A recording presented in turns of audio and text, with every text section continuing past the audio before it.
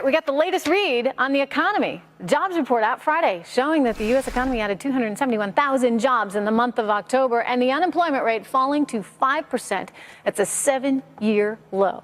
Well, what does this mean for the field? Could it diminish the Republicans' economic plans and chances if the economy is finally looking somewhat strong under President Obama? Here to weigh in, progressive radio host Leslie Marshall, Nick Gillespie of Reason.com, and John Fund, columnist for the National Review. Welcome to all you guys. Great to have you here. Leslie, I'm going to start with you because I think you were probably given a big round of applause, as we all were. 271,000 jobs. That is terrific. But, Leslie, we need to make sure that it happens again and again and again and again. Does it make a difference and this in is the overall campaign? I think it absolutely does, and I think it makes a difference in the most part for Trump and for Rubio and for Cruz, and let me tell you why. With Rubio and Cruz, even though they're Republicans and they may, as much as possibly, be anti-Democrat or anti-Obama, they can use this as a springboard for what they would want to do if they were in office, working with a body that they have been a part of and that they have experience with, which Trump and Carson do not.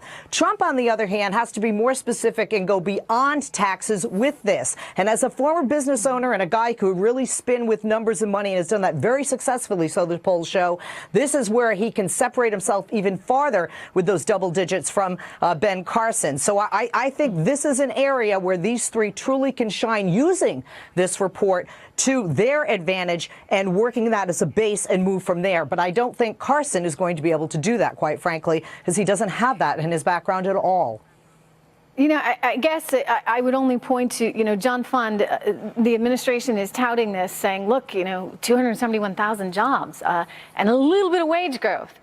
I would just come back to the fact that, they had a revision on the previous month. 130 some odd thousand is actually what we added. And even if you got 271, I mean, you need around 300,000 just to really maintain what you're growing with in terms of the population, new people coming into the workforce, and to then grow on top of that. The other thing to keep in mind, John, is that wages, they've been kind of lousy. I mean, a little bit of bump in this last report, but overall, wages had been going nowhere, while people's expenses for things like housing are going up. What needs to change going forward so that our economy can grow, that people can make more money and they can take care of their families? We have to end the bouncing ball economy. We have a good month, we have a bad month, a good month, a bad month. But if you even all of that out, the average middle-class family is earning less in real terms than they did when Barack Obama became president. It started even before he did. So the average middle-class family is treading water at best. I think what the public is looking for is someone who will break the stalemate. It's not stagflation, it's stagnation. And we need to have growth, and we're not having growth. We have growth for a month, but it's never been sustained for more than 2 or 3. No, if I can, and it's not enough growth. Go ahead, Nick. Yeah, if I can follow up on that, I think one of the things, many of the candidates have released tax plans, and basically the reaction has been a yawn. I think part of the problem is, and this goes back to under Bush and when TARP started, the lack of certainty in the economy. We still don't exactly know how Obamacare is going to play out when it's come into play on that. Dodd-Frank is still a black box. We don't know anything about in which it is due, that it's paying for.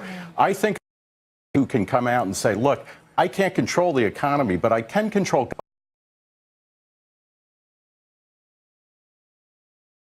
plans would help. And they need, the Republicans and the Democrats, too. Nobody is speaking in broad terms other than Trump saying, make America great again, whatever that means. You're right. But you need like a big theme. You need people coming.